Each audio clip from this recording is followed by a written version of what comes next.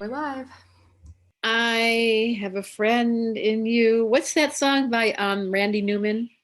You've got a friend in me. You got a friend in me. You got a friend in me. It's my favorite topic. I don't think I'd want to be alive without friendship. I don't think I'd want to have a body if I didn't. It's to me, it's more important than a relationship because what stays with you after all time? Now, if you're lucky enough to be married to your best friend, then you scored. So that's what we were just talking about. If your best friend is someone that you know always has your back and that would always be there for you in a moment of crisis, then you got it made.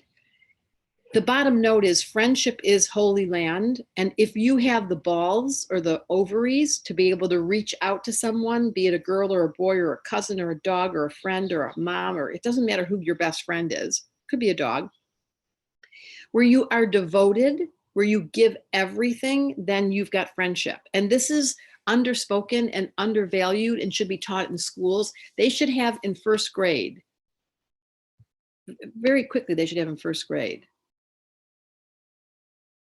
is, honey, this person you're going to call your best friend, which may change over time, you would never believe that in first grade, is going to stay with you through thick and thin. And when you're down and you're depressed, you're going to call your best friend. And when you're happy and you've got incredible news to share, you want to call your best friend. This is so true for me. I remember when I finished giving Madonna a reading, it was in London, and I was so completely overwhelmed by what just happened. Not during it, I acted cool and you would never know. But when it was over, it was one of those moments in my career where I was like, did I just give Madonna a reading? And who did I call immediately? Now, this is very Gemini of me, that I need to talk out loud to my best friend to validate my experience. And you may not be someone, you're not a Gemini, Libra, Aquarius that has to talk for proof that life exists. You may be a Taurus, Virgo, Capricorn, and your validation of this life existing is getting things done during the day. Or you might be an Aries, Leo, Sag, and the way you get things done during the day is by moving energy and having someone to play with. And you do need your best friend to tell them, because fire signs need them, air signs need them. But if you're a water sign, Cancer, Pisces, Scorpio, your inclination is to be way less social. You don't need a lot of people. You need one person, and it could be your dog, that you know is going to look you in the eyes and you can say, oh my God, I have the best day. You may not even say it. That's what's funny about water signs. So we have variations on the theme, said the astrologer, on your response to what a friendship looks like. For me, to have someone share with me their ideas, this is also Venus. Venus tells us the way you will be a friend. So my Venus is in Gemini. For me to be a friend, I want to hear you talk. And here I am on YouTube. I want to talk. That's my definition of love.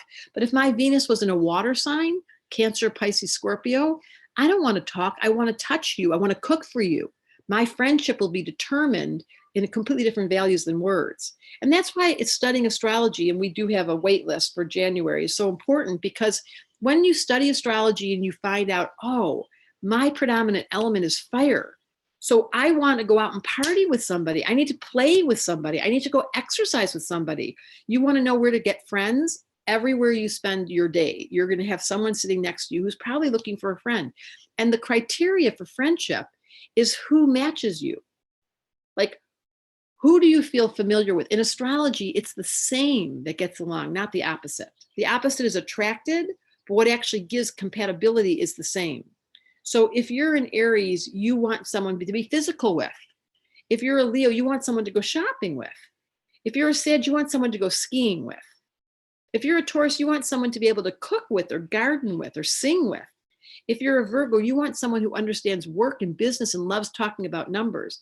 If you're a Capricorn, you're going to work with you're going to be friends with your partner at work, your employees.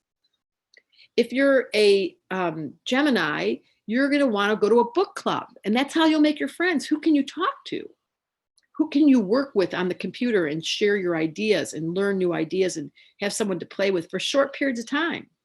If you're a Libra, you need a long-term friend who you can count on, but you don't want them there all the time because Libras are very fickle. And if you're an Aquarius, everybody's your friend. I love how they call everybody sister and brother. Hi, sister. No, they go, hi, brother. I love when people do that. And if you're confused and you don't have friends, it's because you don't have the formula down. Here's the formula how to make a friend. Who can I give to? Who can I help today? Not what comes back at you. I think the hardest thing is that people think of friendship as being unfair because people don't call you, or they don't offer you gifts, or they don't reciprocate. Who cares? Take that off your agenda entirely. It's not what comes back. That is eventually, if you're someone that overgives, if you're a Cancer or a Pisces and you don't have boundaries, then that's a big issue, whether or not they reciprocate because you overstep your boundary. But for those of you that don't want to give, you're not going to make friends. Friendship for me is why I'm alive. I mean, since I was a little girl, because I've got Jupiter in the 11th house, I can remember my very first friend was this guy that lived across the street from me. He had the exact same birthday as me, the same year. I think we only knew each other till we were like 3 or 4. I don't remember his name, but I remember going to his house. And then my next best friend was Susie Horwitz, who lived down the street from me. And I just loved going to her house. And I loved going to Hebrew lessons with her. And every weekend I can remember making phone calls on my kid's phone, which we had real phones and landlines, to find out who's going to play with me because I was a Gemini. Then Nancy Sklar was my best friend from when I was like in 7th grade till senior. And then Karen Dunn. And these are people I'm still friends with. That's how, Matt just wrote me this morning, my oldest friend from when I was 12. So all of you need to review. This would be a great exercise. Did you get your heart broken? Did you give up on friendship? Have you stopped giving? Are you less generous? Are you inclusive as compared to being, exclusive as compared to being inclusive? All of you here on YouTube, this is the message that I want to give you today in the name of Scorpio with the moon in Libra. Your deep ability to merge or talk or share or feel or care makes you human. And the human condition longs and gets lonely without contact. This has been proven physically by research that if a child's not touched, they're not feeling loved, they're not feeling held. So we're all in cyberspace now where we're not getting the yum yum factor. We're not getting touched. However, just the vibration of friendship and the frequency of knowing somebody called you or sent you a card, or today, one of my friends was sick and I knew that. And the first thing I did this morning was write and say, are you okay? That quality of reaching out diminishes loneliness. And there's not a person in this room, there's almost over 60 of you, who are not lonely at some moment where you feel like you're in silence or you're alone in the space or you're in between things. That's when life gets really hard. It's Monday morning or it's Monday afternoon or it's Monday night and the week has begun. And your friends, I love that, Bellatina. Your friends will change. This is the hardest thing. I wish they gave us a notice when the shelf life of a friendship is going to diminish. And rather than making the friend wrong as they exit, you just go, look, we've just changed. And that does happen. It's real. Yeah. You see my bangs? I had my hair cut. Okay, let's address this once more. Friendship is holy land. It's the art of giving. Compatibility is the same, not the opposite.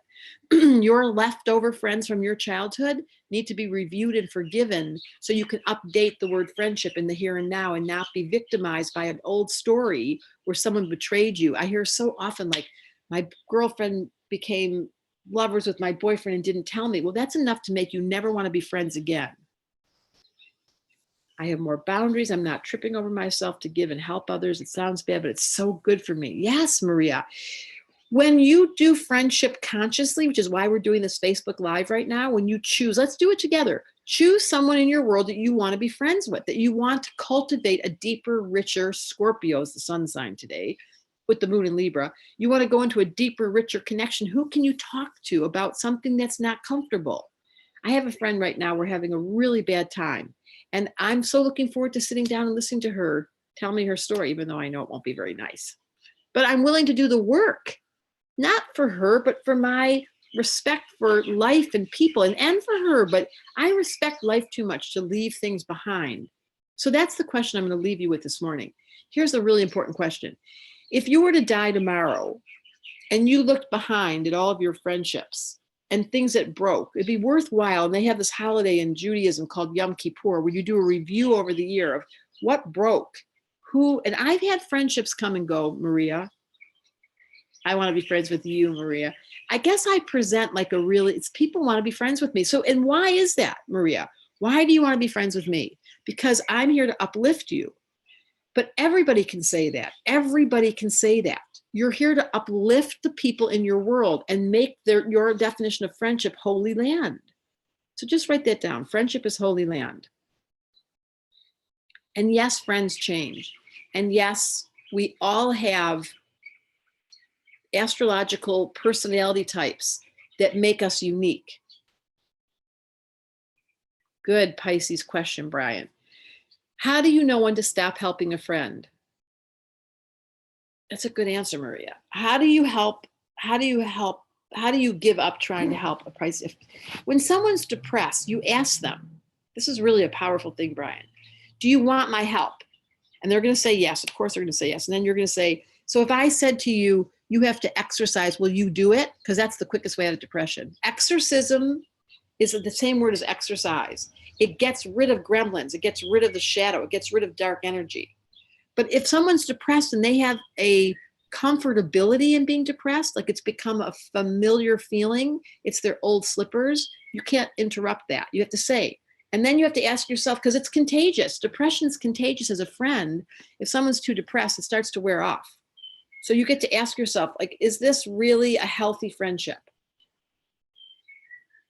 Maria, I feel like you. I think what it is when people say they want to be friends with me, I feel like you, is that I am uninhibited to say out loud what you're thinking. I've always been told that. Is that what it is, Maria?